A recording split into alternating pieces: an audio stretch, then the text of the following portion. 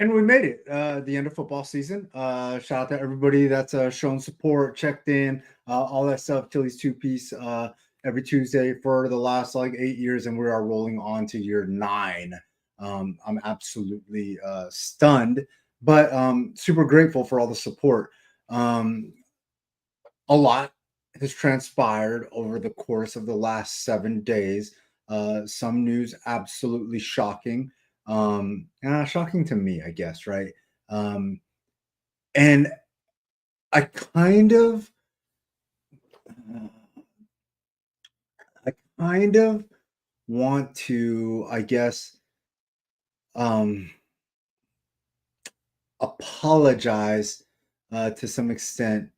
Um, I put out this tweet. I put out this tweet that I'm pretty sure that most people have seen.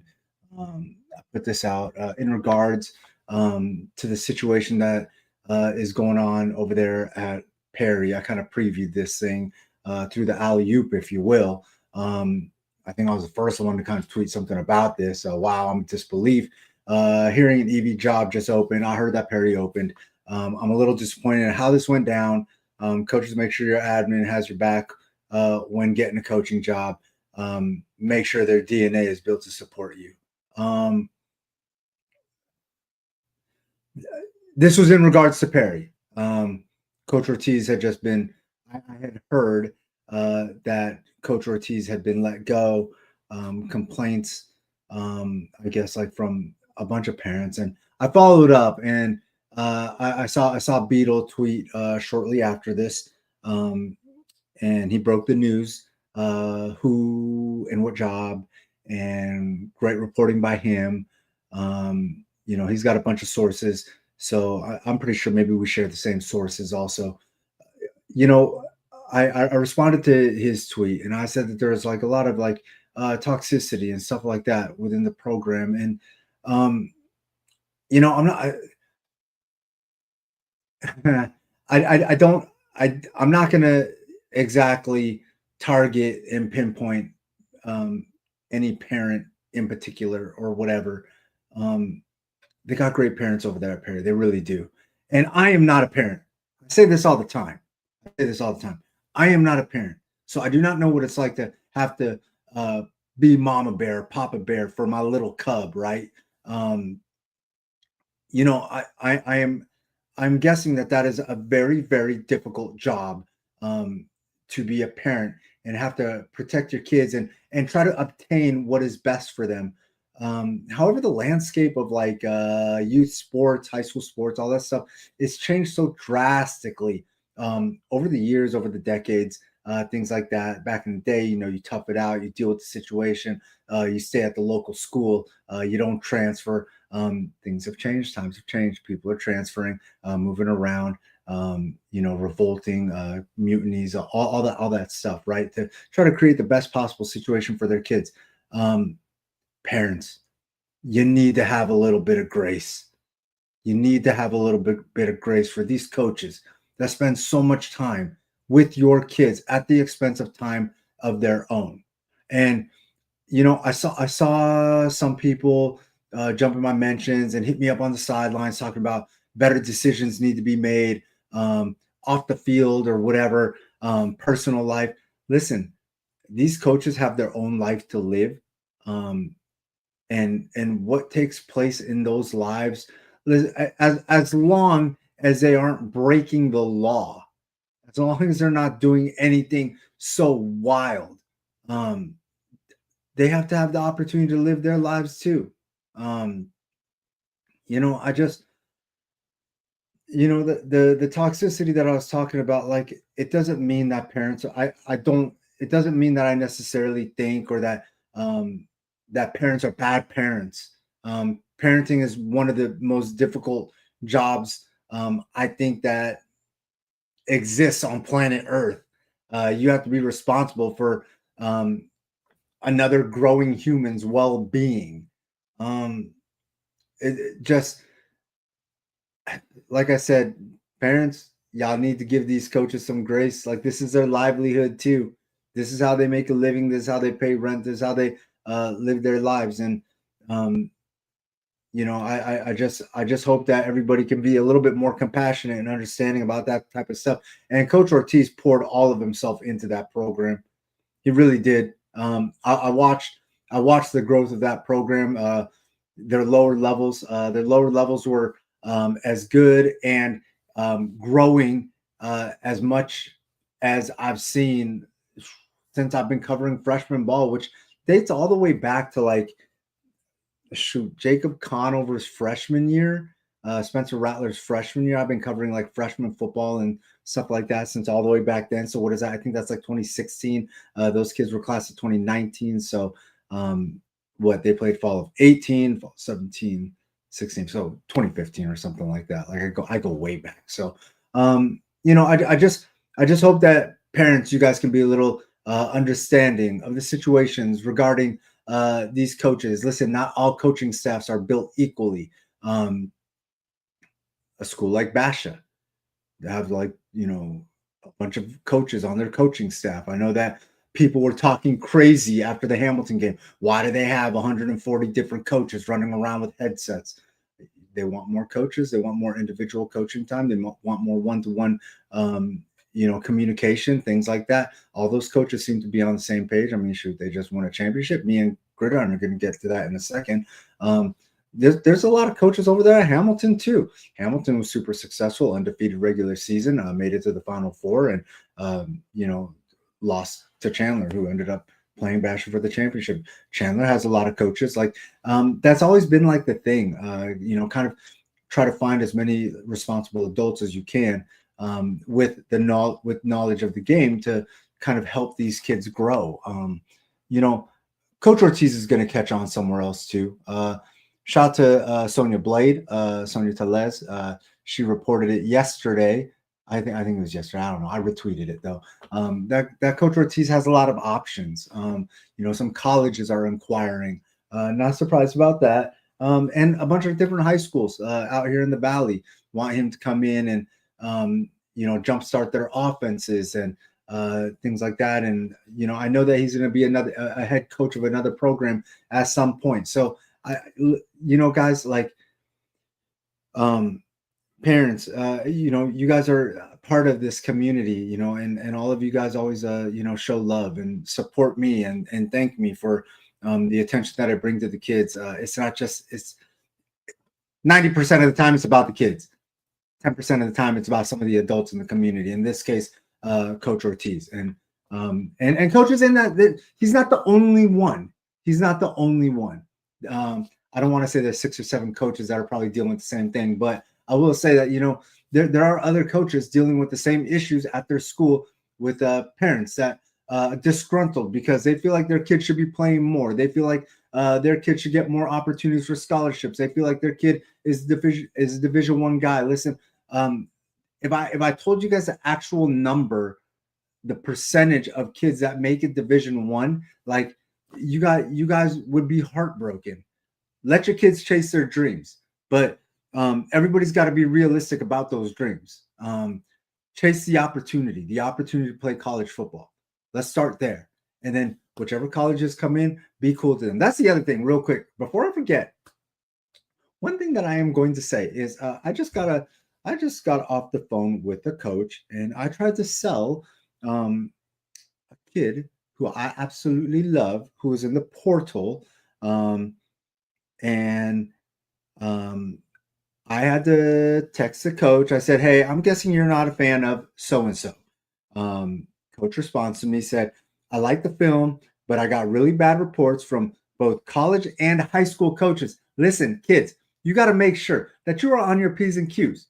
Parents, you got to police your kids through dealing with some of this process. Make sure that they are responsible and taking care of business with their coaches in high school and college. I said, I think you'd be able to connect with him. He's a blank guy, because I said the area. If he was a Peoria guy, I said he's a Peoria guy. If he's a Chandler guy, I said he was a Chandler guy. I said he's different than so-and-so, but he is a blank guy. And coach responded, said, "Chili, I love you to death. I would totally take a flyer, but there's no way my head man will let me take him after the reports that we got."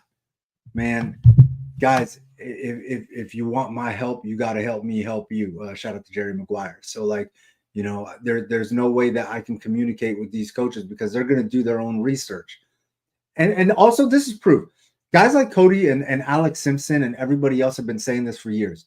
Somebody like Chili or somebody like Cody or somebody like Alec, like we can shout your name out to a college coach, but they are always going to go back to your previous stops and your high school to talk to those coaches about what you were like. So even if we show love and try to put you out there, there's that. So the other thing, since this is a community show and I want to show love the right way, let me see here.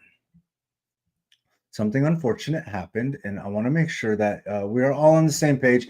I need some support. I need y'all to do your thing. If nothing else, I did retweet this. My guy, Coach Kelly, the offensive line coach over there at Basha. I guess his house like burned down. I don't know all the details, but I would appreciate it if at the very least y'all can retweet the tweet that I put out there. I will retweet it again later tonight. Donate if you can. Anything helps. If you can't, it's all good. This guy has really paid his dues in multiple communities. I know that he coached at Basha, obviously recently and still, and I know that he coached at Corona del Sol before that. Support if you can in any capacity, even if it's just a like or retweet on the tweet. Shout out to Coach Unger, Coach Babcock, who brought this to my attention on Twitter. I believe a bunch of people have retweeted this and shown support. This is one of the best offensive line coaches in the country. He's produced a ton of offensive linemen that have gone on to play high level and, just college ball in general. Shout out to James Duran. Shout out to Ryan Bloom. Shout out to Jake Hildenbrand, a golden ticket kid, Tavita Kale.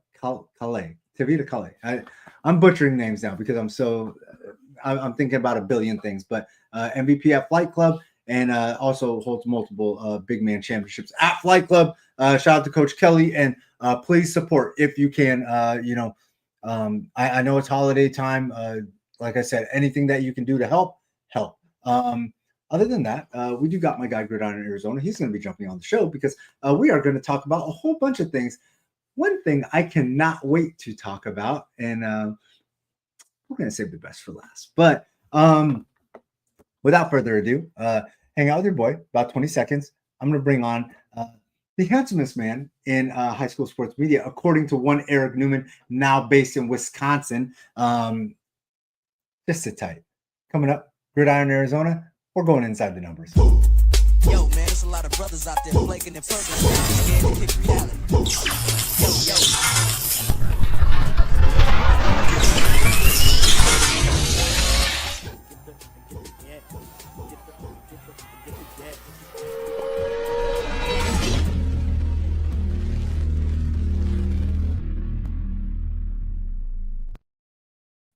Yeah, Gridiron with the bash of green on. That's right. We got some. It kind of blends with the Christmas colors now that we're into December. Yeah, the Basha getting it done there Saturday night. And real quick on their rival there, Perry. You mentioned the lower levels there for Perry this season. JV went 7-2. The only losses to Chandler and Basha. The freshman team went 6-3.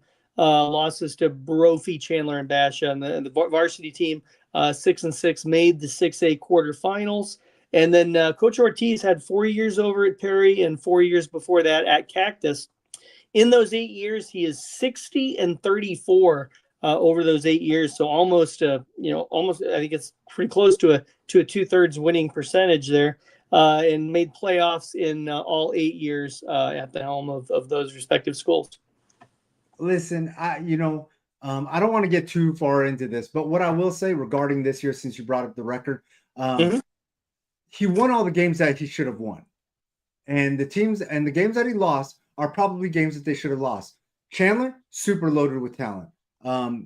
Basha, super loaded with talent. Granite Hills, super loaded with talent. I believe they lost to Brophy also, correct? It sounds right. I think that's stuck. which I is much better than the sound being stuck, which we had last week. So true. I think they lost to Brophy also, I'm and almost there. I can't remember the other I'm pulling team it up they right lost now. to. Just a moment. Things going. But There we go. Okay, we're up now. So let's see. A win over Boulder Creek, which we expected. It was only a 7-point loss to Granite Hills, who's a really good team out there in San Diego area. yes, they are. They lost to Brophy, an open team. Win over Highland. It was another 6A playoff team. Win over Corona, expected. Lost to Chandler, a team that was better than I thought they would be before the season. Win over Westwood, actually a second win when they played in the playoffs. So a team at their level, they beat them twice. Lost to Mesa, a team that, and they played them in the second half of the season. Mesa, a team that was also in the 6A playoffs. Win over Sal Point, another team that was in the 6A playoffs.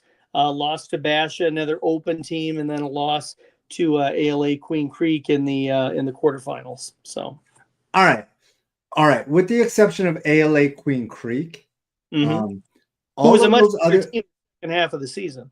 all those other teams, all those 5 other teams that they lost to had drastically. I'm going to just say more players with college opportunities. I'll just say that. And what three of them were open teams, right? Because you got Brophy and Chandler and Basha were all open teams. Yeah, and arguably ALA was an open team, right? Because didn't they do that play-in thing? Did ALA do the play-in thing? They did. Yeah, but I mean, because they lost, and that's how they ended up playing Perry. That's correct. Yes. Yeah. So I mean, Granite Hills was super successful. So they played 4 of the 12 open teams. Yeah.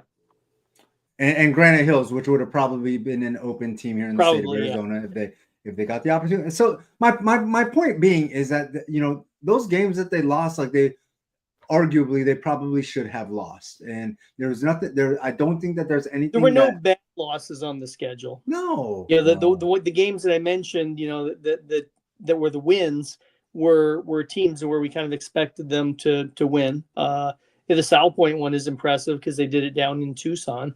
Sal Point, a team that ended up making the semifinals. Yeah. All right. Well, let's talk about teams that handled business and won their final games. Let's start off over here. We're going to make our way all the way down to Southern Arizona, where we don't show any love, but shout out to the Morales brothers who show plenty of love. All Sports Tucson takes care of their people. I saw Brittany Boyer out there, and she did mention that the one Micah Mountain game that she saw, she wasn't she didn't expect she was at a after loss that game.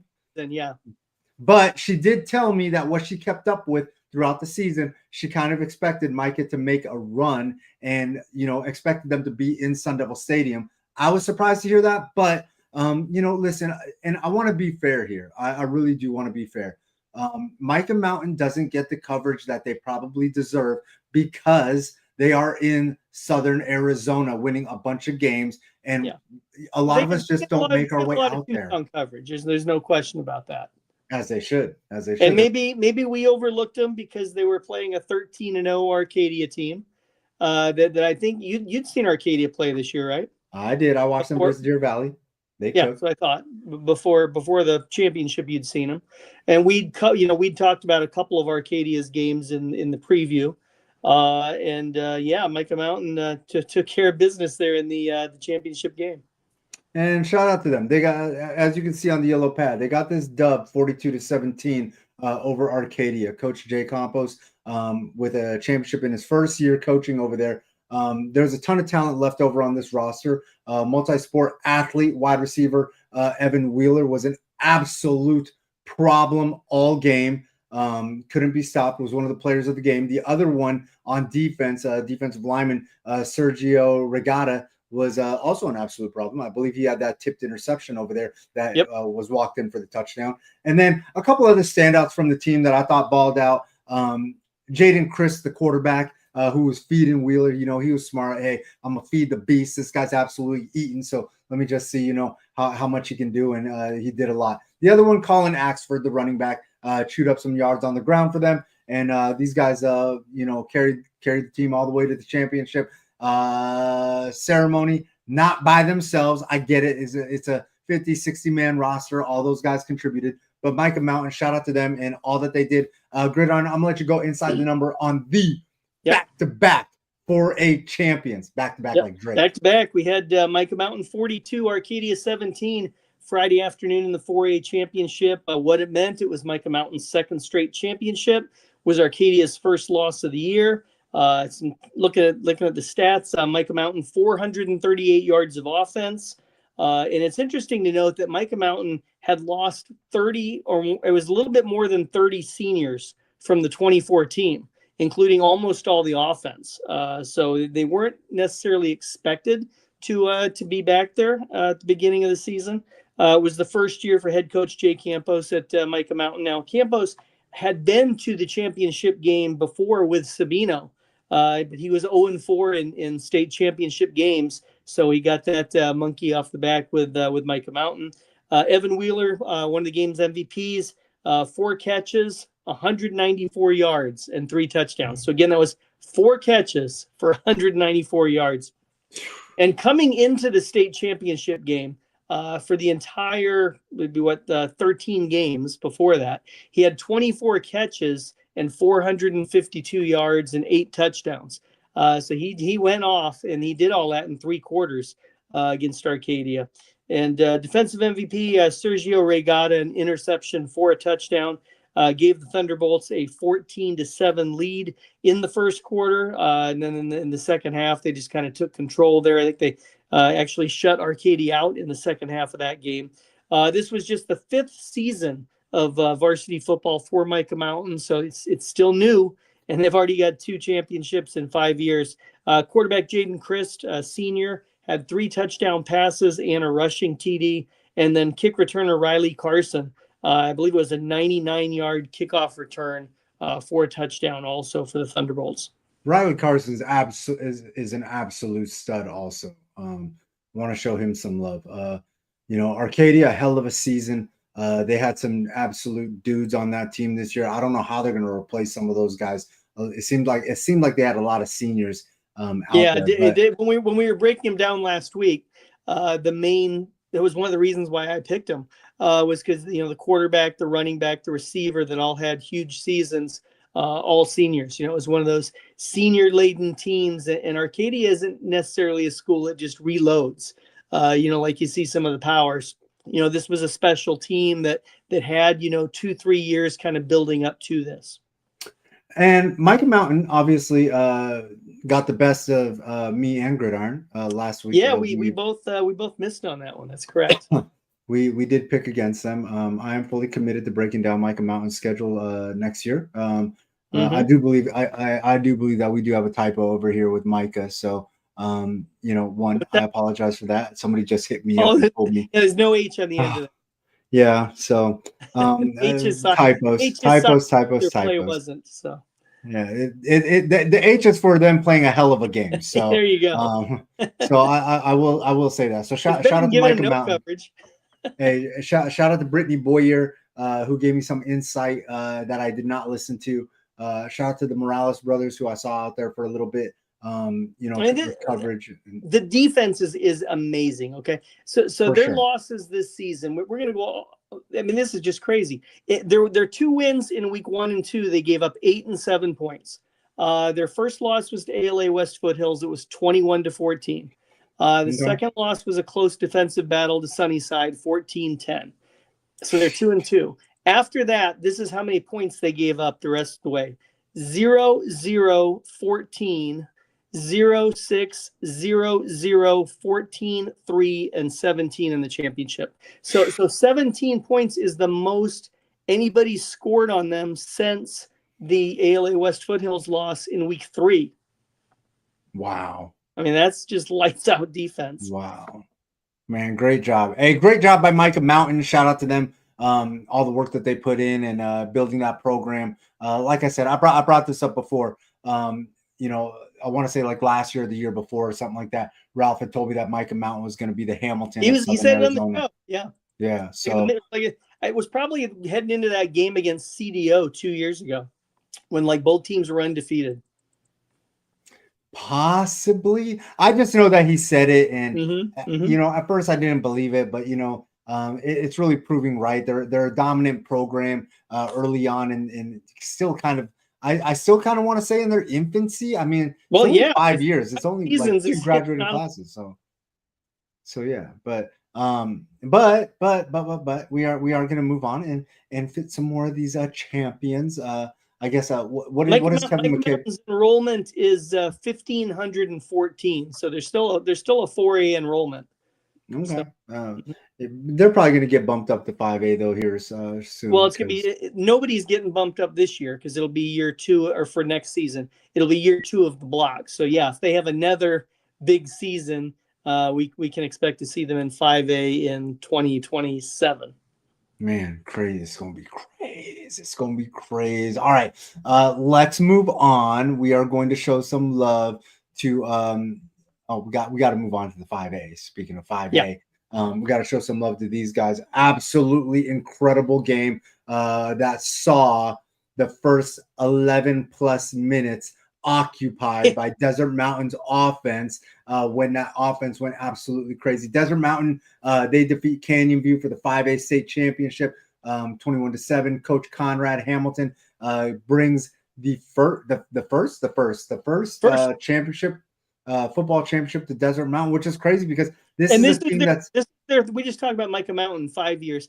This is Desert Mountain's 30th year of varsity football, and they now have a championship.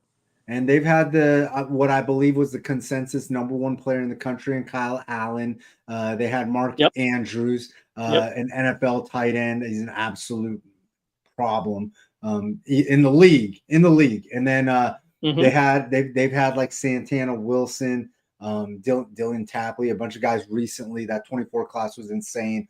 Shout out to Coach Conrad Hamilton for making this thing work. Players of the game. Defensive back Ryan McDonough, who came up big on 2 blitzes with some sacks, and then running back Eastern Connor, who spent much of those first 11 minutes just chewing up yards. And then some standouts. Listen, I really like Grant Garduno, the quarterback over there, and then wide receiver Kai Chen. He caught what I guess what was the go ahead touchdown for them, put them ahead. And I just thought that he looked good out there. And there's another kid, Whitner, who had a very, very heads up play, recovering a fumble. And then some other kids, McComber. They had some dudes out there. The Solomons. Kai Chen had the 49-yard touchdown reception in the third quarter that broke the 7-7 tie. Yeah. So shout out to them. I'm gonna let you go inside the numbers on some of these guys for Desert Mountain 5A state champions. Yep. We had the 5A Friday night. Desert Mountain 21, Canyon View 7. What it meant, it was Desert Mountain's first championship in their 30th varsity season.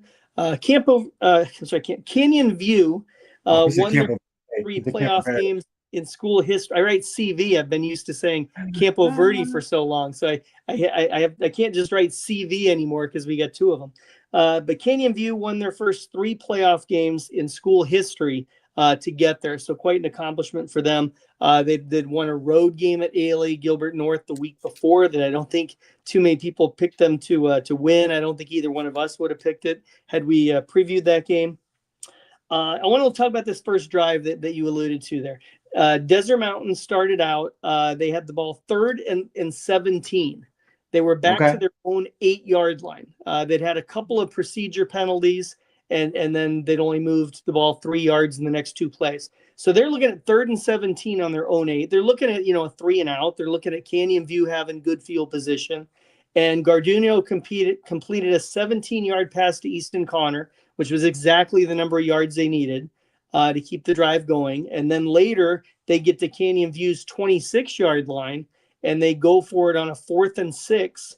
And it was a pass from Garduno to Isaiah Justice for 8 yards. And that kept the chains moving and the clock rolling.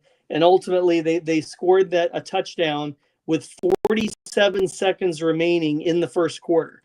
And so Canyon View's lethal offense, which had averaged 41 points in their 3 playoff games, didn't get to come on the field until there was 47 seconds to go in the first quarter. Some team stat numbers here. We'll look at rushing yards. Desert Mountain, 117. Canyon View had -46 because in high school football, sacks count against your rushing total. and they got sacked 9 times in the game. Total yards, Desert Mountain 287 to 88 for Canyon View. And then penalties, Desert Mountain won despite having 17 penalties for 130 yards. Canyon View, on the other hand, only had 6 penalties for 32 yards, all of which were in the second half. MVP cornerback Ryan McDonough had 3.5 sacks, a fumble recovery, and he had 100 yards of return yards between kicks and punts. The offensive MVP was running back Easton Connor, had 21 carries for 95 yards. Desert Mountain will return their quarterback next season, Grant Garduno. He's a junior. Was 15 of 23 for 170 yards and 2 touchdowns. And then I also want to mention edge and tight end Davian Whitener. He had 6 tackles and 2 sacks.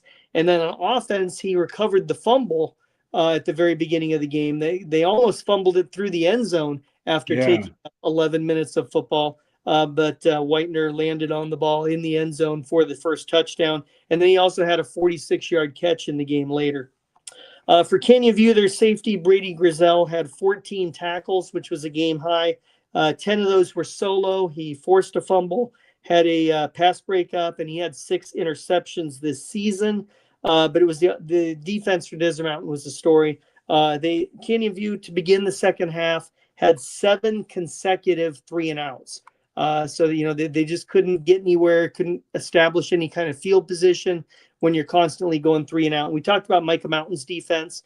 Desert Mountain in the 5 playoff games, because they had to play 5. They were the number 9 seed and had to didn't get that bye that the top 8 teams got. They opened with Gilbert, gave up 8 points. They gave up 14 to Cactus, just 10 to Desert Edge, the top seed, 17 to Horizon, and then 7 to Canyon View. So no team scored more than 17 on Desert Mountain in a playoff game. Man, real quick before I get back to Desert Mountain, I do want to show some love to Canyon View. I want to shout out Coach Alcantar and the job that he did this year. This is a guy that 3-7. It was Alcantar's first year there.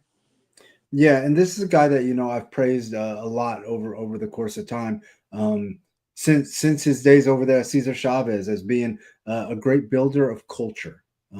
He does a great job getting buy-in from the kids that are there. He doesn't go out chasing the kids that are at other programs to come to his program. But that is probably going to come at some point because, with the job that he did this year. Become a destination. Yeah, Canyon View's out there a little bit. It's out in Waddell, the far west valley. In talking to Coach after the game, his quote was, "I'm so proud of the boys being a part of the buy-in and the family that they became and the things they did. They did this. They came here and no one thought they would, and they had the season nobody thought they would." And he's not lying. He's not lying because Gridiron, I'll tell you right now, if we picked games for them early on in the season, we probably would have been picking the other team. But as the season went on and we saw them lining up, we might have been hard pressed to find 5 wins. Yeah, we saw matchups like we shifted and we were like, hey, we'll take Canyon View. I just want to show Coach Alcantar love, and man, he's got some dudes over there, Fierros, Grizel, Scott, Baker. He just had a bunch of dudes, Callejas, just a bunch of guys over there that bought in, believed, and produced. And so shout out to him and the job that he did over there. Absolutely phenomenal. So, okay. So we are going to we are going to move on to there's only 2 games left. We're gonna talk about this one first. This is a very, very special game to me. This is a very, very special game to me. No, I am not gonna talk about the Flight Club rematch. That game is special too, different reasons, but this is a very, very special game for me. Me and Gridiron, we do our pick'ems. We do our weekly pick'ems where we break down a couple games every week, and we go head to head.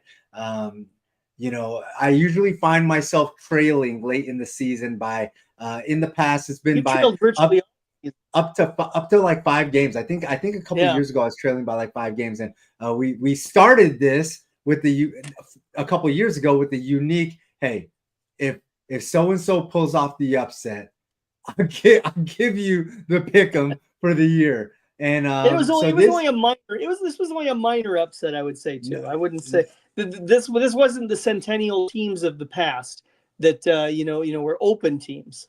no, for sure, for sure. I And mean, granted, yes, both these teams were in the first round of the Open. That's something else worth noting, because people were wondering how the new format would work.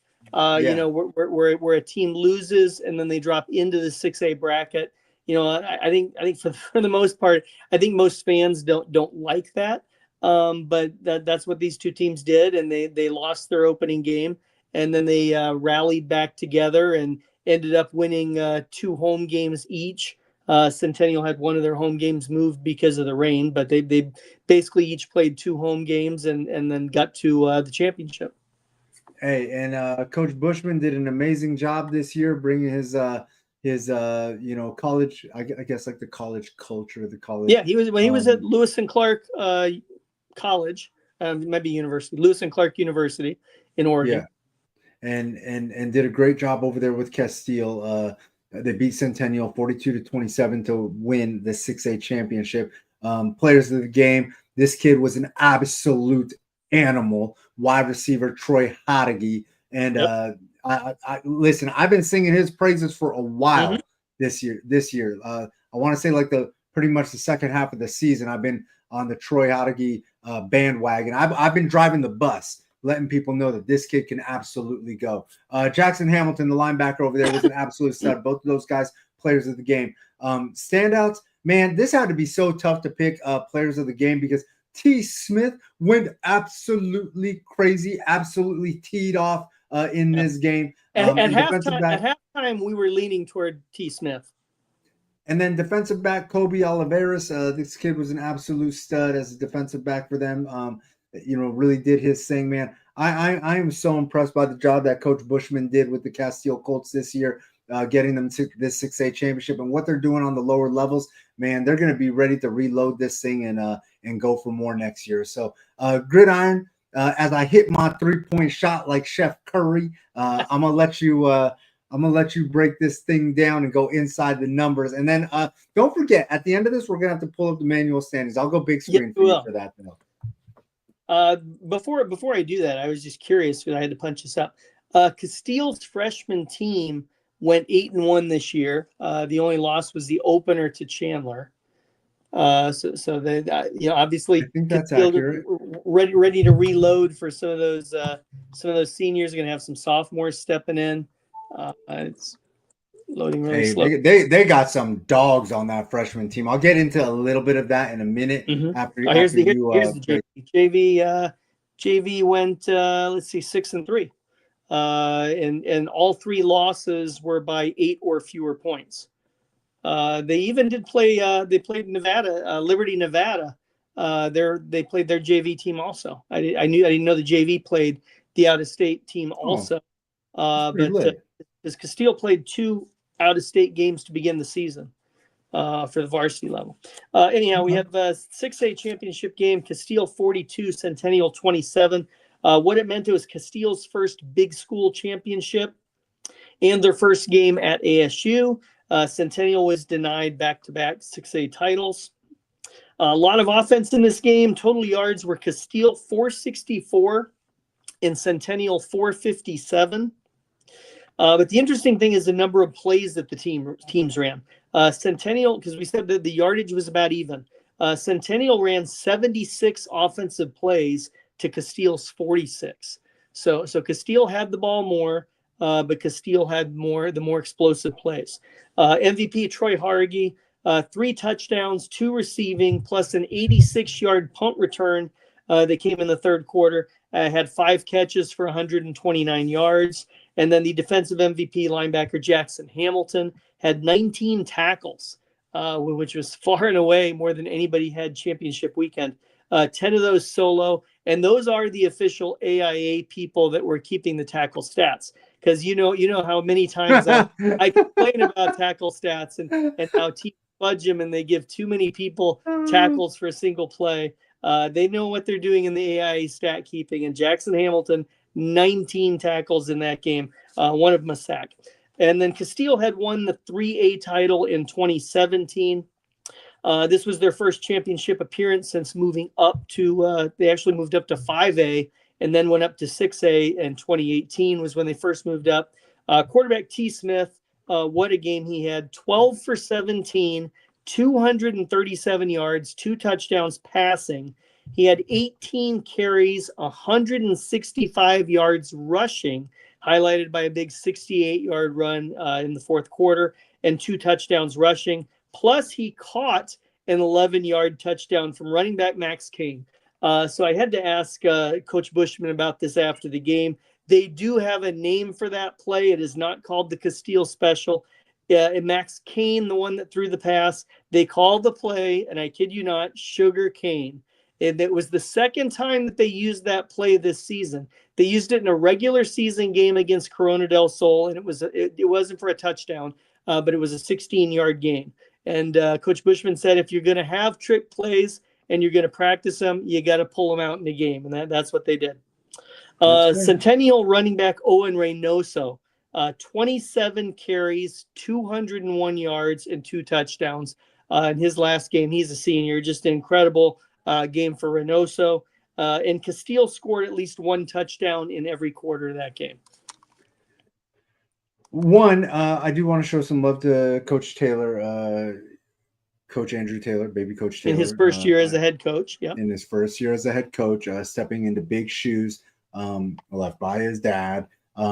It's tough. And for him to be able to get his team to the championship and lock in and all that stuff, I'm super impressed with the job that he did. Owen Reynoso, man, this kid is going to be such a gift to any college program that gives him an opportunity. There's a handful of players over there at Centennial that are absolute dogs, but Owen Reynoso is a kid that I covered since his freshman year. I watched him do some bad things to a lot of teams as a freshman, and the kid is absolutely special. I can't wait to see what opportunities he gets because he's going to be a great kid to watch on Saturday. So stay tuned to that. Castile, I said that I would get into some of what they got coming up, and they got some absolute dudes.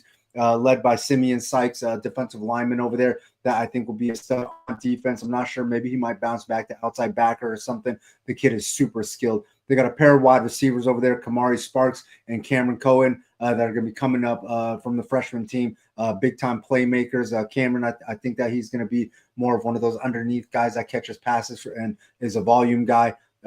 Athlete, Makai Mallory, this kid can do some things, make some big plays both ways. They got a lot of dudes over there. They got a lot of dudes coming up. I can't get into all of them because we just don't have that much time on the show. We got to get to one more team. But go ahead, Gridiron. Before we move on to the Open, Joe Bushman, we mentioned that he had coached in Oregon. He'd coached high school football in Oregon, and then he coached over at the college level. He was asked about coaching high school football in Arizona now that he's done it for a full year after moving here from Oregon. This was his quote. I've been so impressed with this state. Athletics is important and football is important as it should be. I feel like sometimes in Oregon it's looked down upon, and here it's a big deal. Hats off to the AIA for the way they promote it and the way the media covers it. It's kind of like a throwback, and I love it. Hey, I love that. And that's just truth. I mean, I've said it before. Like I talk to all these kids when they're in college and stuff like that, and they're talking to all their peers, all their teammates and stuff like that. And from other states. Yeah, who's a big deal in high school? What was it like? What was the atmosphere like? And the kids from Arizona always say that the other kids don't have anything comparable to say. Like when they talk about the media, the volume of media coverage that we have out here, how many mixtape camera guys we have, how many graphics guys we have. Peace in Louisiana? No, I mean everybody has something, but it's not like we have out here, and nobody's as consistent. Nobody has a gridiron doing a manual scoreboard every Friday night. Nobody has like a 2-piece going as consistently as we do. With as much depth and all that. Nobody has like the Friday Night Fever thing. Like they have something, but it's just like not 35 years of the Friday Night Fever show. And it's just not it's just not as in depth. The people, just the media out in other places are just not as passionate or whatever. So, a shout out to the entire media base out here that gives so much. The Brad Sesmats, the Kevin McCabe's, what Arizona Varsity has done, and everybody that allows me to be a part of, their Tuesday night and, their Wednesday, Thursday, Fridays, and, seeing them on the ASU sidelines and stuff. So I didn't want to do that, but without further One more ado, game. Gridiron. I'm sorry. Don't forget. This used to be my favorite part of the show. Yeah. This is my favorite part of the show now. Now, if we go back and look at it here, I'm not going to go through every week, but after week I'm one, going to give you the whole script. After week one, I led 2-1. Now this went on, and it kind of went my way for a little while. It got up to 14-9 on October 17. It was still a 5-point margin on November 7, which was the end of the regular season. I was 18-6. Chile was 13-11.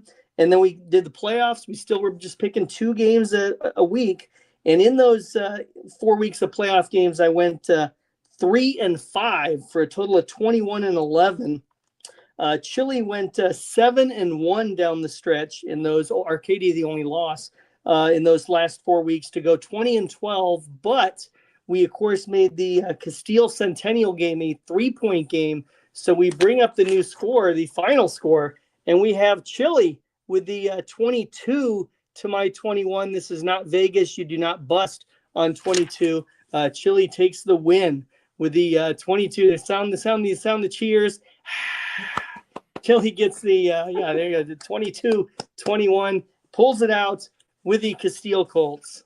Hey, I had to get that LeBron block like how he did Andre Iguodala, and then I had to hit that Steph Curry 3. Ah! So yep, clutch. Hit the 3. Yeah, no, man. I was getting nervous. I was wondering how bad it was gonna get. I'm not gonna lie. So like when I was down 5, I was like, man, I really got my work cut out for me. I don't know how I'm gonna get some of these dubskis, but I just want to thank all the teams that allow me to cover them and show love, that allow me to show love. One at a time there. You had Mesa over Highland. You had ALA West Foothills with the upset over Mojave. You had Desert Mountain with the field goal in the last play of the game to beat my Horizon Huskies. And then the ultimate, of course, was the Castile over Centennial. Hey, shout out to Coach Baker over there. And if we had that game, I'd have lost that one too, because I went 1-3 for the weekend. I had Canyon View in that one too. Did you? Yep. I think we didn't.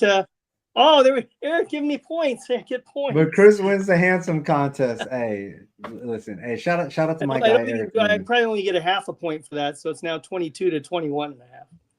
Oh man! Hey, shout out to Eric Newman, man.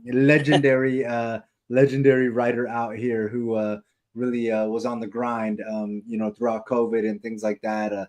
Wrote for the West Side, and then wrote for Arizona Varsity, and then made his way up to Flagstaff, and now he's currently in Wisconsin. Worked his way, worked up to Flagstaff. The sports editor up there for a while. Healthy family up there, and upgrading market there from Flagstaff to Madison, Wisconsin, and breeding, and hopefully we get the chance to cover his kid when his kid starts playing ball. Hopefully we're all still around. You just never know. So shout out to Eric Arizona. We might cover him. Yeah, well, I mean, we can go national. Listen, we can go national for one game for Eric Newman's kid. One game. So for baby new. Okay, all right, here we go. This is what everybody keeps. This is what everybody keeps blowing me up about. Chili, when you gonna talk about Basher and Chandler? All right, here we go. It is time to talk about Basher and Chandler, and we're gonna talk about this amazing open division matchup that saw Basha, a regular over there at Sun Devil Stadium versus Chandler with new coach Ty Wisdom making his way out there. Basha beat Chandler 34-7. Coach Chris McDonald had a game plan and executed it thoroughly. Players of the game over there, defensive back Mason Lewis and quarterback Jake Rogers, and Mason Lewis did a whole lot that night. Some other standouts, Cash Brock and Dante Bruley. Cash Brock made some amazing catches to really put Basha. Huge catches in the second half of the game.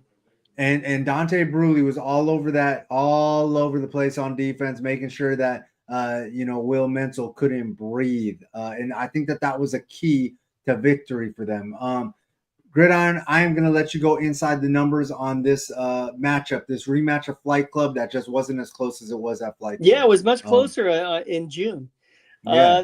The open division, Basha 34, Chandler 7. What it meant, it was the second championship for the Bears, who had also won the 2022 title. And then they dethroned the two-time champion Liberty a week earlier in the semifinals. So they finished the job. The win over Liberty the week before was 19-16. Chandler was shut out in the first half of this game. Team stats, if we look at total yards, Basha 403, Chandler 224. In the first half, the first downs, Basha had 12, Chandler had 2. And I believe that they got those 2 first downs in the final 2 minutes of the second quarter. Time of possession, we talked about Centennial having the ball a lot. Basha had the ball a lot. They had it for 31 minutes compared to 17 for Chandler.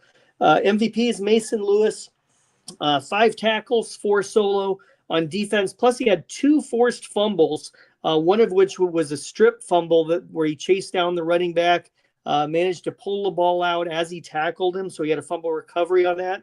And then they used him a little bit on offense. Castile used to use him quite a bit on offense when he was there last year. Didn't really play much offense this season, but Coach McDonald found a place for him in the game plan. They ran 2 left sweeps, and he had 19 yards on those 2 sweeps total, and they both went for touchdowns. So they used it once, it worked.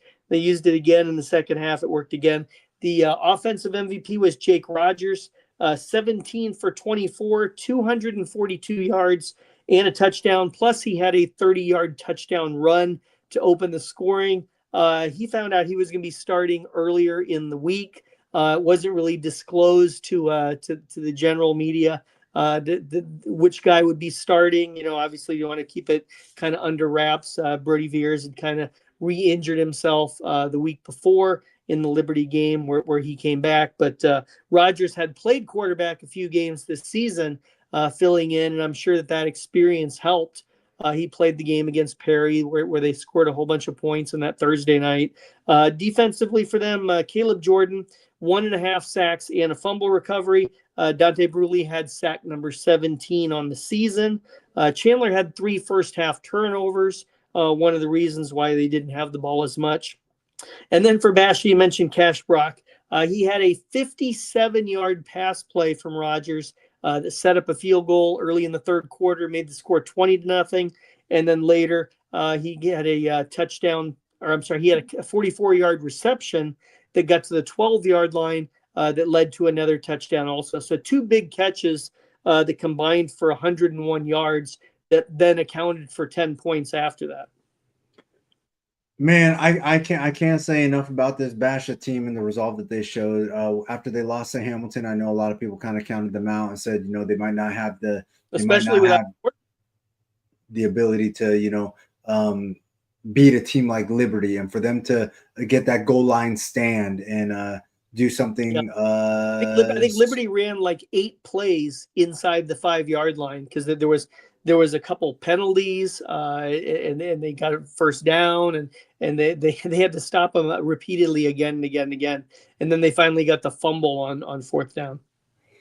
Man, this team was special. This team was definitely special. And, Mason Lewis, the Vanderbilt commit, me and Cam Cox got to chop it up with him yesterday on the Dropping Dime show. And then, Cash Brock, a fantastic receiver who flipped to Iowa State. He's going to be an absolute stud. Dante Bruley, I believe he's going to Wyoming. Yep, Wyoming. And Jake Rogers. They held who was probably definitely in the top 3 of best passers in the state of Arizona this season. They held Chandler to 118 yards passing. Man, real quick, before I get to that, Jake Rogers is going to be an absolute stud. The 2027 Flamethrowers, an absolute nightmare for defenses, especially since they didn't have so much tape to break down of him. I know they had a couple games because he played against Perry and Mesa and teams like that, but just not having all those games to see him, I know caught some teams, by surprise. Jump into Will Menzel. I had seen Will Menzel play 3 times this season, and he was an absolute monster in every game that I watched him play up until this one. Yeah, I saw him in the Hamilton game, and that was the Hamilton game was the second Hamilton game was the end of a four game run where he had 10 rushing touchdowns, and then didn't he have something like he had a bunch of touchdown passes in the first game also? It might have been 3 and 3 or something like that. Something like that. But one thing I will say, I've been very, very consistent in saying this in regards to Chandler. That team needed to be jump started by Jai Jones. A big play by Jai Jones was always what got them going in every game that I watched them play. Jai Jones takes off, and the rest of the team follows. Will Menzel's an absolute stud. I don't know what broke down in the game plan, but it just seemed like Jai couldn't get loose. I talked to Beetle yesterday on the Dropping Dime show with Cam Cox, and Beetle said that it was the defense by Caden Williams. Caden Williams was suffocating Jai and just not letting him get loose. And Will, this Basha defense, they're legit. They're the real deal. It wasn't like they left one guy open either. So where they weren't doubling people. But no Chandler receiver had more than 4 catches, and no Chandler receiver had more than 31 yards. Well, so they weren't doubling people per se, but I will say the one deep pass that I saw that went to Jai Jones to finish out the first half, it was triple coverage. They had 3 Basha defenders over there. Yes, it was a pass with about 30 seconds to go in the half. They had gotten to Basha's 35. It was a 17-0 game, and they went for the whole thing. And then it was picked off there. That was Caden Williams that had the interception.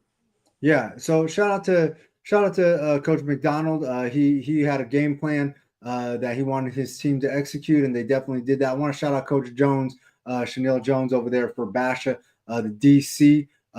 If the plan was to X Jai out of the equation to beat Chandler, you did exactly what you needed to do to beat Chandler. And we talked about team defenses earlier in the 3 playoff games. Remember, these are open playoff games for Basha.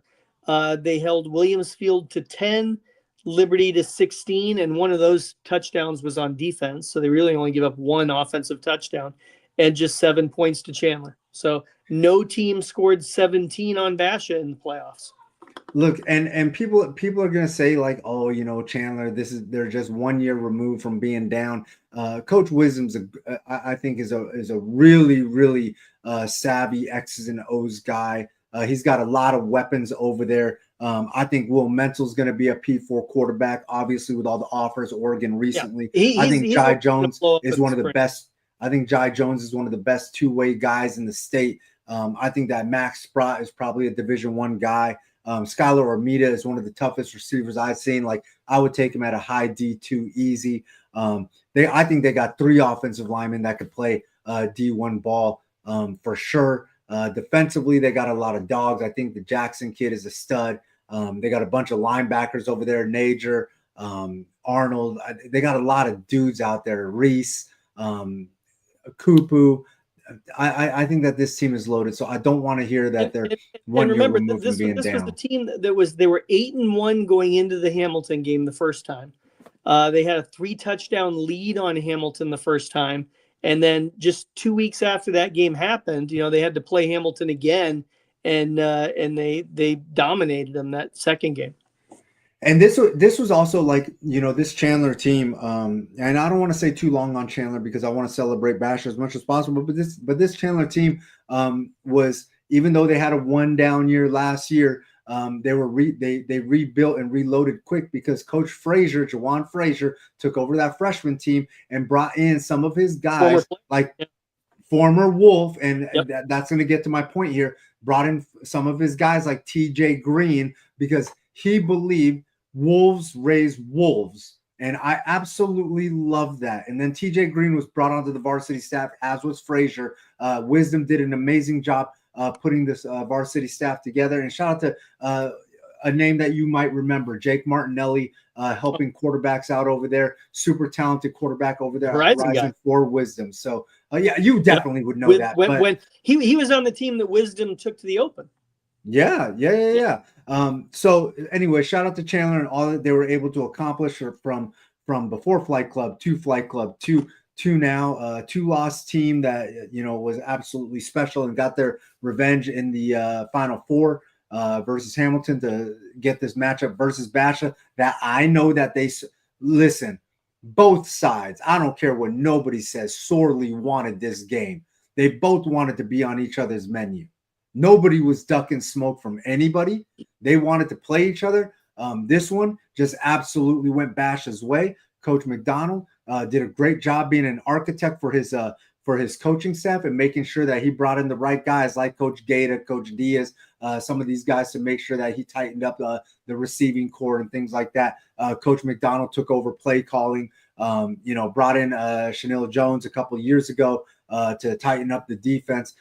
Defensive staff is absolutely amazing with Coach Harper over there. Timely transfer like Mason Lewis, Jake Rogers, just being able to, next man up. But I do want to say Coach Rogers was a longtime assistant coach at South Point, and then a head coach at South Point. Guy knows his stuff, man. And to be able to come in there and help out and, not get in the way and not hover around, his own kid and try to press his own kid into play. Leaders like Brody Veers coming in, knowing what the situation was, taking his now 1 year on JV. Oklahoma State, he ended up getting that. The coach had moved from North Texas to Oklahoma State, and it caused a little bit of maybe uncertainty. And they had room for him there at Oklahoma State in their new recruiting class, and got him committed the day before signing day, I think. And then he was part of the signing day class last Wednesday. Yeah, and this receiver group with Baldwin and Brock and some of the older guys that don't get enough love, like the Christian Walkers and players like that did their part through practices. The secondary over there, guys like Trey Knox that paid their dues over there early on in the season. Trey Knox was having a spectacular year, especially on special teams, being a featured guy. Just the way this team was put together. You had a lot of 3-year starters on that defense, because I remember that defense 2 years ago had a lot of sophomores on it. Yeah, like guys like Mark Duerson. I don't give Mark Duerson enough love. Like this dude, I talk about the Eli Kramer Cronins. I talk about the Dante Bruleys. Mark Duerson's an absolute savage out there. Makes 1 billion tackles, has a nose for the ball, always trying to find his way into the backfield. This offensive line is absolutely fantastic. Gonna have Jake Hildebrand back next season. Yep. And Yarbrough. And Yarbrough, Dejan Yarbrough. The end of the season, yeah. So their bookends will be there, and I'm sure that they're going to get another guy in that's going to be an absolute problem too, a big fella. So I don't know for sure. I'm just kind of guessing, because why not? Bash is a destination place here in the Valley. Yep. Coach Chris McDonald has done an amazing job. About as far out southeast as you go, the opposite of Canyon View northwest. Something like that. So, I just want to show love to these Basha Bears and all that they accomplished. They swept the Sevens circuit. And it was a team also, remember, that just a year ago lost at Sun Devil Stadium to Liberty. And so they had the entire offseason, the entire year to try to get back, and they had the hunger and to get back there, and they did. And now that's what Chandler gets to have now this offseason. Is they'll have that hunger and try to get back as well. Man, listen, and I'm going to probably go out to some. Much like Basha last year, Chandler will return their quarterback next year. I know you don't cover basketball, but I'm probably going to go out to some basketball games, check out some of the games. I know that Mesa is playing Basha tonight. Mason McGee, Kai Miles. I think that game's going to be absolutely fantastic. I'd love to get out to a Millennium game. I'd love to see St. Mary's. The Cameron Williams kid, the Duke commit. I'd love to see him go to work. I'd love to see what's left for Perry in that basketball program. I want to see the kid over there at Seton Catholic, KJ Fauski. I think that kid's going to be an absolute stud, and he's going to be given an opportunity. So I'm super excited about the basketball season, and I am excited about your sons too. Since we're talking about basketball, real quick, your son's super exciting to watch. I keep hearing everybody say that Colin Gillespie going to win against the Timberwolves last night. Yeah. Listen, everybody's saying that Colin Gillespie is their favorite player. I heard like Tracy McGrady said it. A bunch of these guys, and he's I think he's like former Big East Player of the Year and stuff like that over at Nova. So and an absolute stud. So they're exciting to watch. I've been out to a game. Gotta go. So I'm gonna because of their success in the NBA Cup, they now have to play Oklahoma City in extra time. Because that's who they're playing tomorrow night in the semi or the quarterfinals. At Oklahoma City, though. At Oklahoma City, yeah. Oh, okay. So it's a game that they wouldn't have had to play Oklahoma City, but because they qualified high enough in their play-in games for their group play for the NBA Cup, they'll be playing the Thunder tomorrow night. Thunder, of course, 23-1. Suns are 14-10, so they are just 16 wins away from you having to have them stop winning games because they'll get to 30. Oh man, 14-10, and they got no Book, right? Book's out. Book did not play. He did not play against Minnesota last night. He's questionable for tomorrow night's game. Okay. Well, I mean, listen, I like watching that team play. If they pull the upset and they win tomorrow, they get to go to Vegas next week for the semis. Oh, that'll be lit. That'll be super legit. All right, hey, Gridiron. The other Western Conference game is Spurs Lakers tomorrow night. Sheesh, that game. And your Knicks are rolling right now, so they're going to be in Vegas. Yeah. Where's Beetle talking crazy as usual? Oh yeah, he's not here, so. Don't talk crazy about that. Yeah, the Knicks are all there. They play Orlando next week. Okay, well, Knicks are about to. Knicks have a chance to win the Emiratis, right? Is that what we're calling it, the Emiratis? I just thought. Isn't that what it's called, the Emiratis Cup? They're the sponsor. Yeah. Yeah. So the mid-season cup, whatever it is. It's not the territorial cup. So. I mean, it's not that big a deal because these are regular season games that count. So at first everybody had this mega issue with this NBA Cup and saying how it was taken away. But the way they did it, how, it's a regular season game. When they made the schedule, they only made 80 games. And the other two are factored in for depending on how you do in the NBA Cup games. Okay. Well, hey, what's it called? Gridiron, I really appreciate you. Going to catch up with you next week. I know that we got something super special coming down the line. Mm-hmm. So, I'm going to let everybody just sit and wait in anticipation. Cool. Yep. All right, Gridiron, men lie, women lie, Gridiron doesn't. And, until next year when we get a new manual scoreboard, I appreciate you so much. Yeah, no manual scoreboard this Friday night. No. Unless you want to put one up. I'm not putting one up for basketball. Okay. All right, Gridiron. I'll catch you later. I'll see you next week. All right. All right, we'll see you. All right, take care.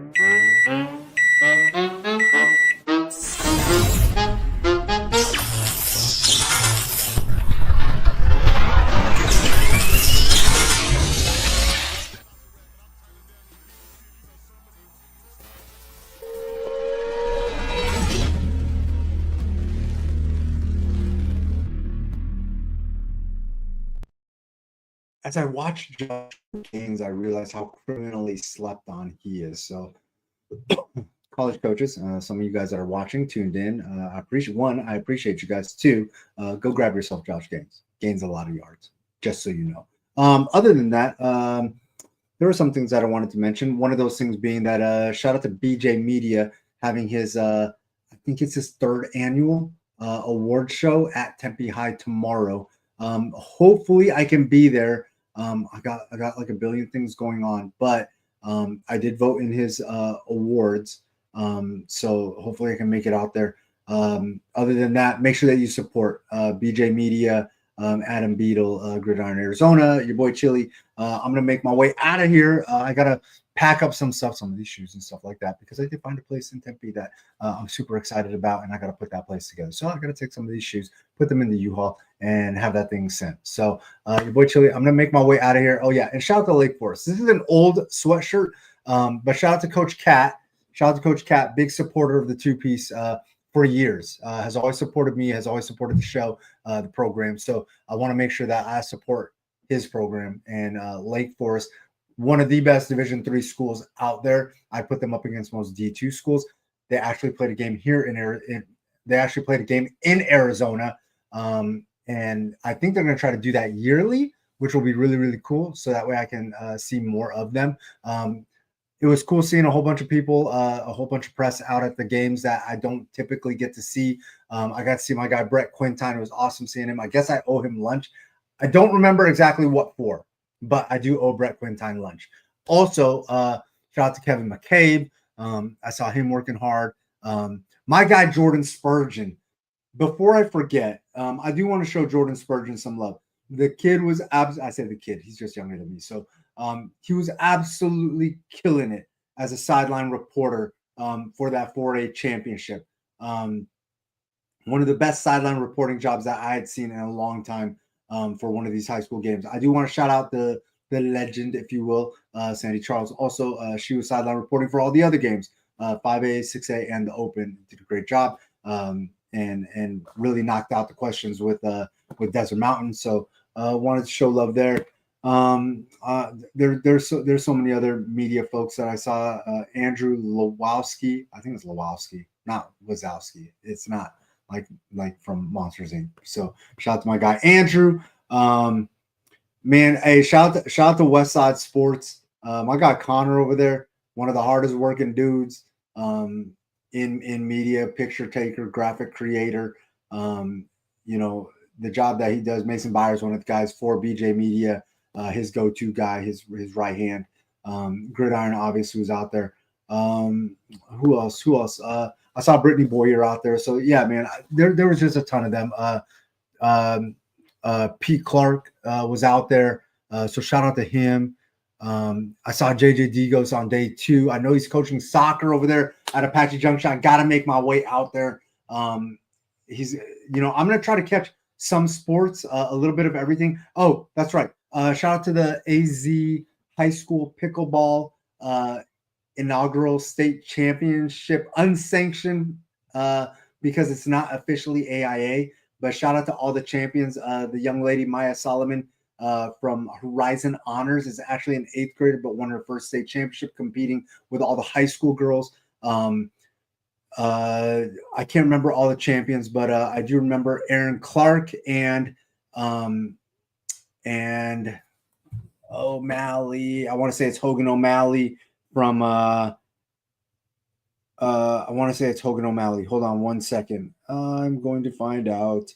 I want to say it's Hogan O'Malley from Corona del Sol. They won. What is going on? Is there an update on Instagram that I don't know about? There is. Hogan O'Malley from Corona del Sol, super talented kid, a golfer, committed to University of Arizona. Him and Aaron Clark, a volleyball commit, won mixed doubles. I got to watch that. I got to watch them do their thing. Absolutely crushed it, both of them. Shout out to Pickleball Focus that had me out there, and everybody else. Other than that, your boy Chili, I'm gonna make my way out of here. I want to try to catch Sun Devils practice tomorrow. So as soon as the jet touches down, I'm on my way to Tempe. Shout out to Burrito Express, ALL.net, and Recruit ID. All the guys that support your guy. Who supports your guys? Your boy Chili, Forks Up Forever. I am gonna definitely make my way out of here. It's about time. Right.